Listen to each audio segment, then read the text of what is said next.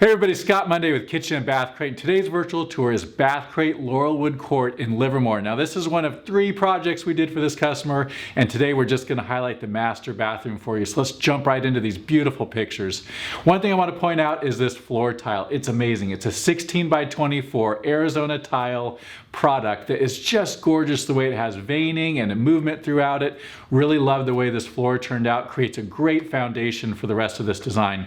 Another thing you'll see that's a little bit unique is a stain grade vanity. So much these days we're seeing paint grade cabinetry. It's really nice to see a dark, rich stain grade vanity. On top of that, kind of a beautiful earth tone granite countertop.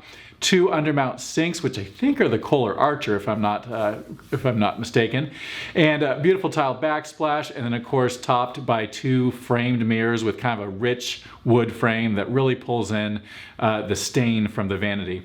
Now, if we switch over to the tub area, you're going to see an existing tub that was reused, new tile deck, new tile backsplash, and also kind of a waterfall edge to this tub face with that same tile work just kind of running up that tub face as well.